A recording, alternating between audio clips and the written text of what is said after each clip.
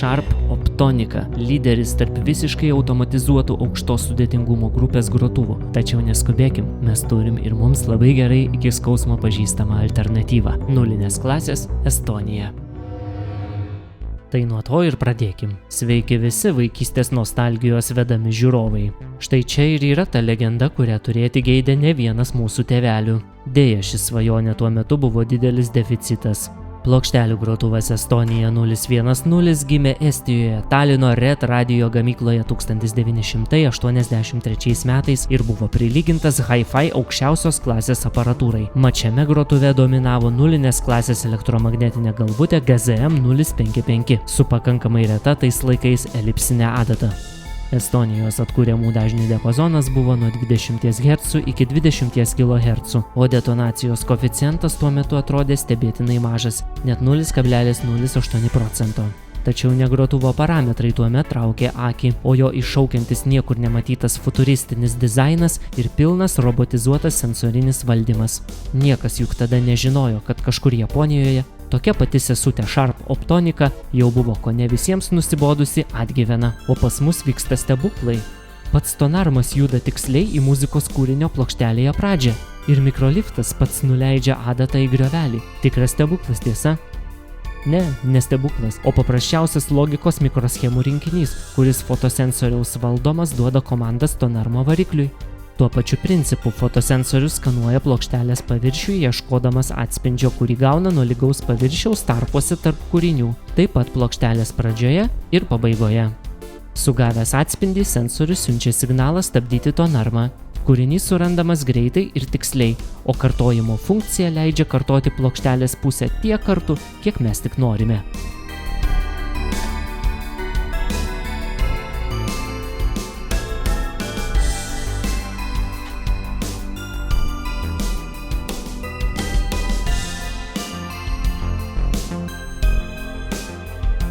Grotuvo logika ne tik sugeba atpažinti pauzes tarp kūrinių, bet ir moka gerai skaičiuoti. Tarkime, norim pradėti nuo 4 dainos.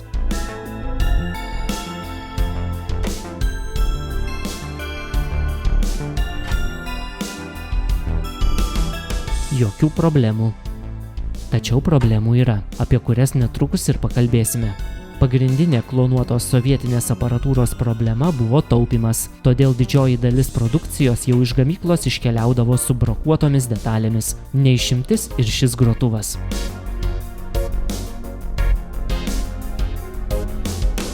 Taigi dabar išjungiame jį iš tinklo ir pasiruošėme pažvelgti į jo vidų. Tikriausiai pastebėjote, jog grotuvas nebeturi savo originalaus stiklo, kurį pakeitė tikriausiai stiklas iš sovietinės sekcijos, turbūt net negrūdintas. Jį laikanti konstrukcija tiesiog iškeliama į viršų, stiklui esant atvertoje padėtyje.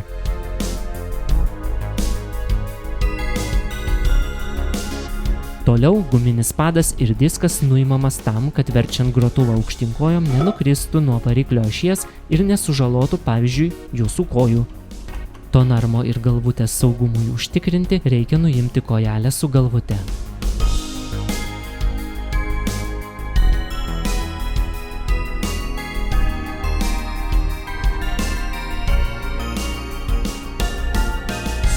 Taip pat nuimti svorį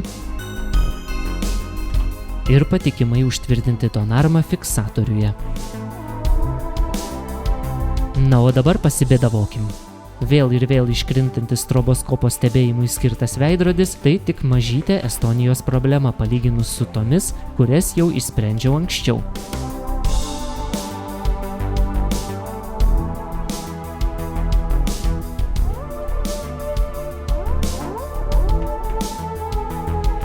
Bet visa tiesa slypi kažkur po dangčiu. O kad jį atidarytume, privalome išklausyti saugumo instrukcijų. Dėmesio. Prieš atliekant bet kokius aparatūros remonto ar profilaktikos darbus ištraukite prietaiso šakutę iš elektros lizdo. Neturėdami elementarių radioelektronikos žinių, neardykite ir netaisykite jokių buitinių prietaisų. Šio video kūrybinė grupė neatsako už sužalojimus patirtus remonto metu.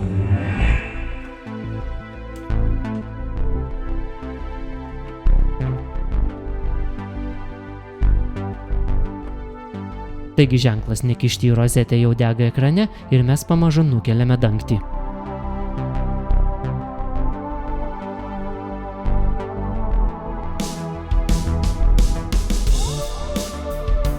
Didieji elektronikos darbai čia jau padaryti. Pakeisti visi be išimties sovietiniai elektrolitiniai kondensatoriai ne tik įtampos stabilizacijos plokštėje, bet ir tonarmo valdymo logikos plokštėje.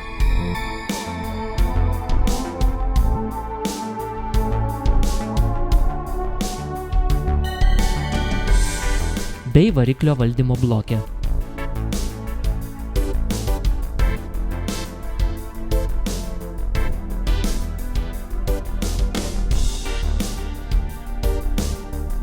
Buvo taip pat pakeistas netolygiai besisukantis ir labai triukšmaujantis tonarmo mechanizmą sukantis 6 voltų varikliukas. Tačiau naują variklį pritvirtinau laikinai be guminių įvorių vibracijoms mažinti. Ir dabar įsitikinus, kad naujasis varikliukas čia pritapo puikiai, teks įstatyti jo paties originalius varžtelius.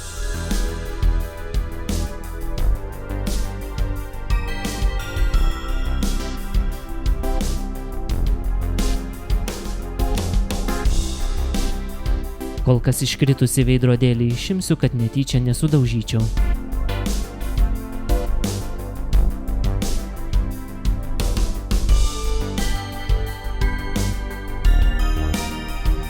Bet grįžkim prie varikliuko, nes jau ir lituoklis įkaito.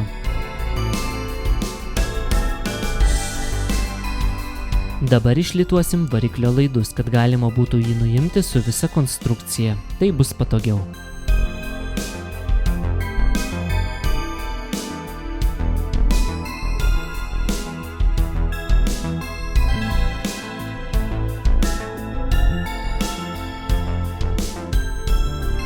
Tačiau nepamirškime atskirti solenoido, jis turi likti mechanizme.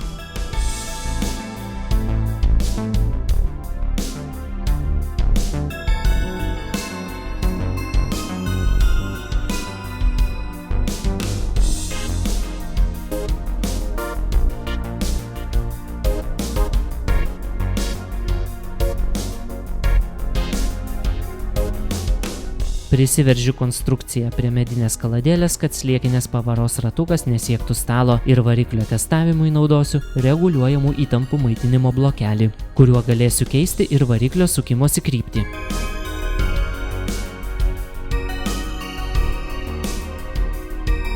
Tačiau kaip pritvirtinti laidus prie kontaktų taip, kad jie laikytųsi? Matote, kad su pliusu viskas gerai, tačiau minusas...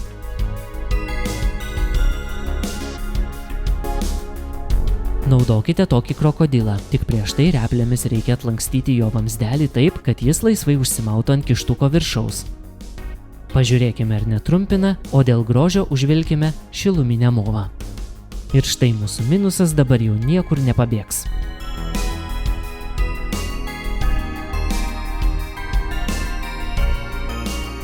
Skanaus krokodilui, o mes klausome trečios problemos, kuri tikriausiai lydėjo grotuvą nuo pat gamyklos.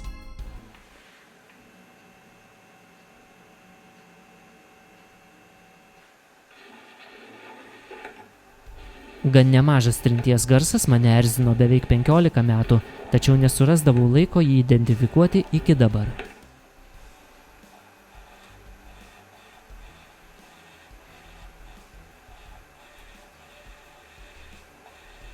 Štai girdit, kas darosi. Panašu, kad problema čia tarp slieko ir įvorės, bet aš kai ką sugalvojau.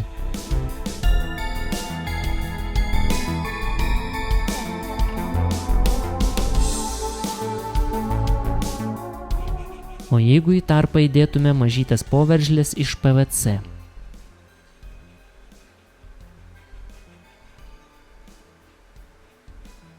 Girdit? Trinties garsas dingo. Taigi dabar išmontuojam visą slieką.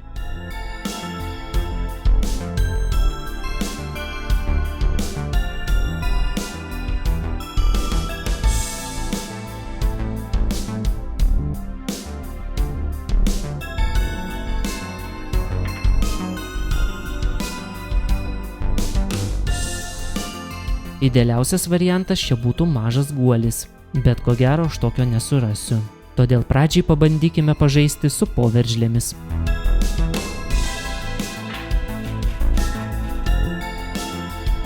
Kažką panašaus radau. Tarpinė iš maišytuvo kapsulės.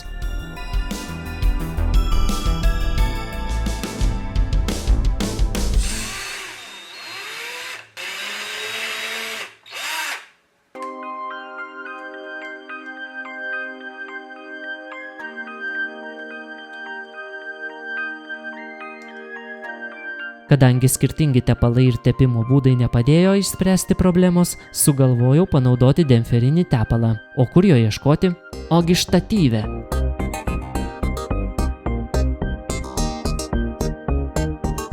Tai nėra vienas klampiausių tepalų, tačiau mažų apsukų sliekiniam reduktoriui jis patinka.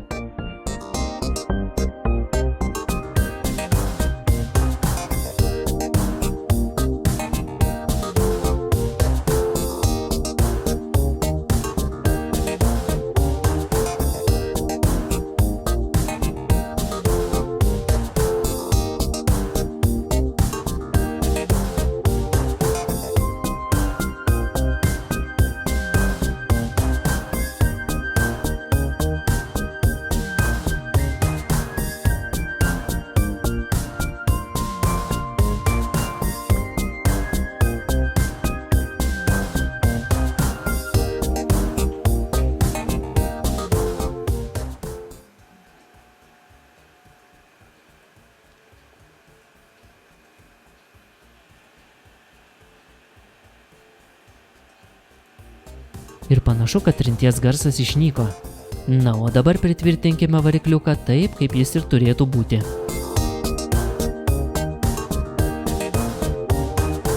Pamatuokim būsimų skylučių diametrą ir pritaikykim tam reikalingą gręžimo įrangą. Kadangi dirbame su metalu, geriau apsimauti pirštinės.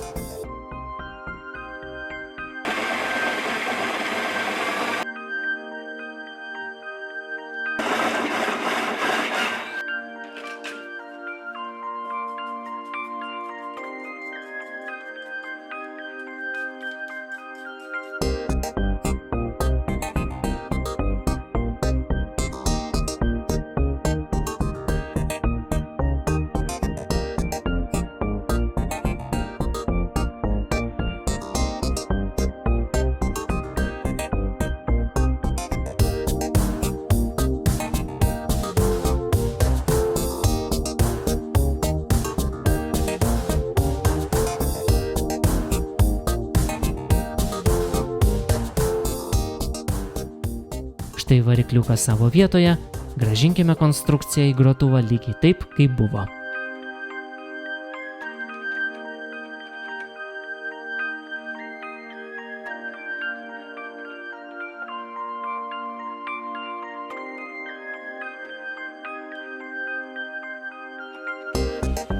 Dar kartą paleidžiame variklį nuo 3 voltų įtampos ir gerai ištepame slieką demferiniu tepalu.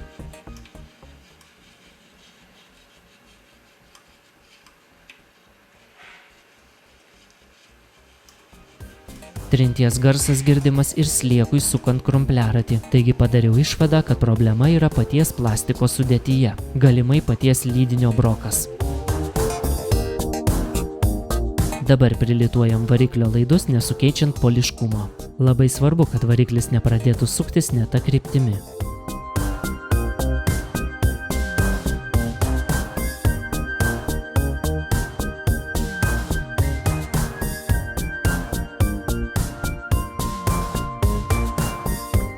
O dabar metas veidrodėliui.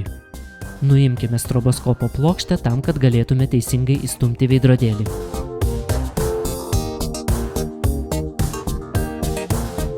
Pažiūrime, ar švarus šviesą sklaidantis filtras.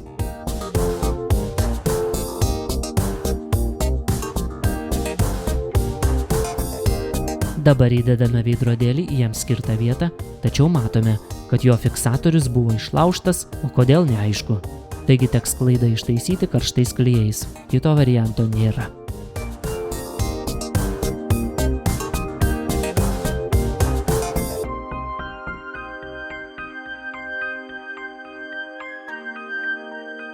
O dabar laikas akcijai. Žiūrėk po kamšteliu. O po juo netvarka.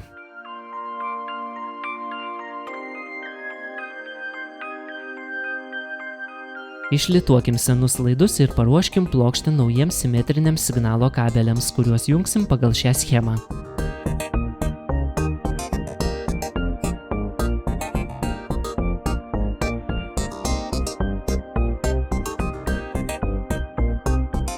Tokių simetrinių kabelių privalumas yra visiškai atskiras ekranas, kuris sujungia tik grotuvo ir fonokorektoriaus korpusus, o kiekvieno kanalo signalas iš galvutės į fonokorektorių keliauja dviem vidinėmis kabelio gyslomis, kurios vadinamos karštąja ir šaltąja. Taip geriau išpildoma ir talpuminė kabelio charakteristika, kurią taip mėgsta audiofilai. Taip mus lydi mažesnis fonas ir mažiau slopinami aukštieji dažniai.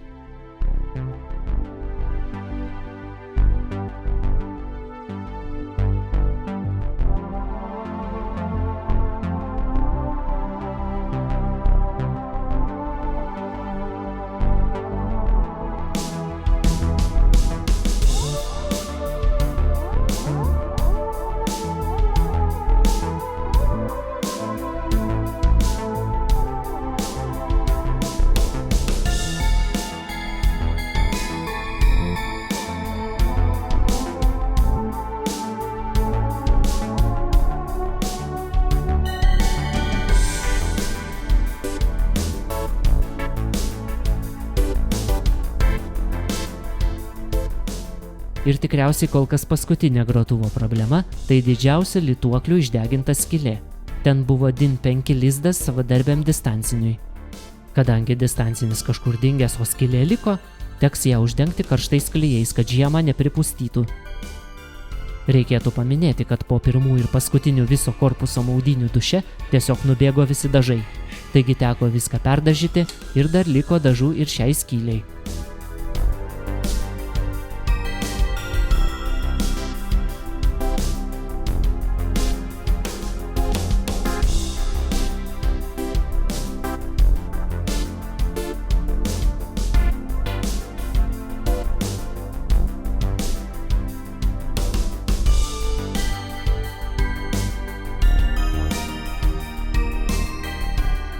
Prieš dangčio uždarimą atliekamas paskutinis kabelių tvirtinimas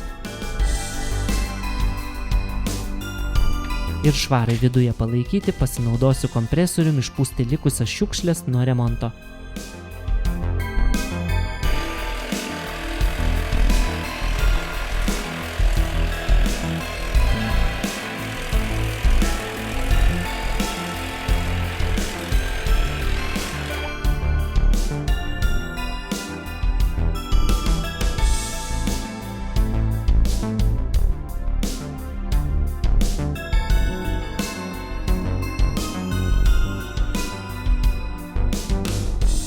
Štai smulkus darbai jau baigti, o kaip atliekama išsamesnė seno grotuvo profilaktika, žiūrėkite video trilogiją Pradėsim nuo grotuvo.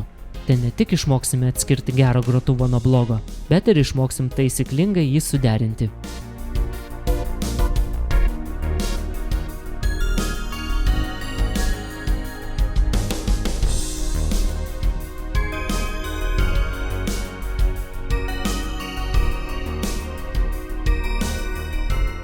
Na, o dabar tiesos akimirka.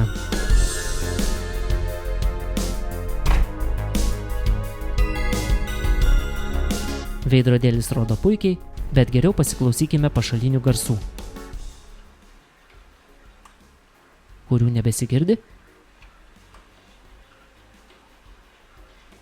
Tikrai nesigirdi.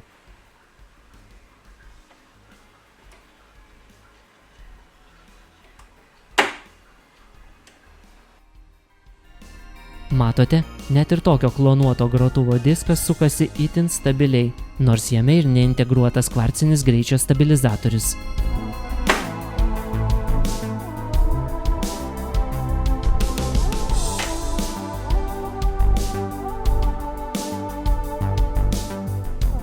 O dabar palyginkime triukšmus. Prieš remontą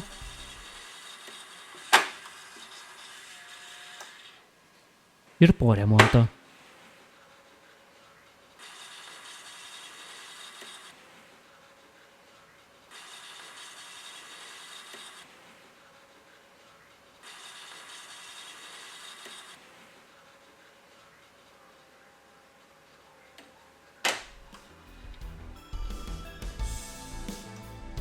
Skirtumas akivaizdus, o dabar vėl pasiklausykime lietuviškos plokštelės Šokių vakarą.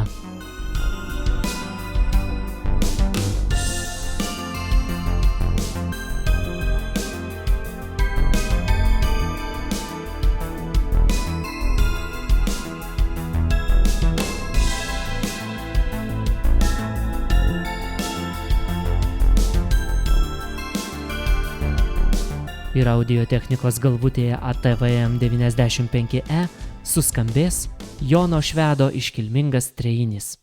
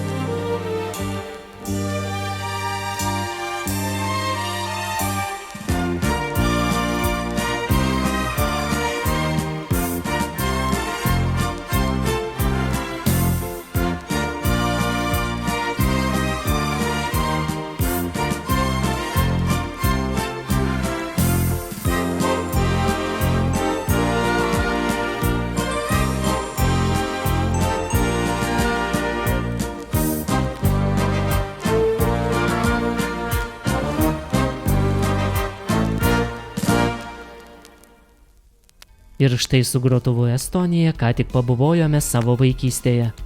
Pažiūrėkit, gal kartais jis jūsų laukia kur nors užmestas Rūsyje, kad vėl galėtų sudalyvauti vinilinės plokštelės renesanse, juk tai būtų smagu. Na o šiandien tiek, neapleiskit senų gerų laiko patikrintų aparatų.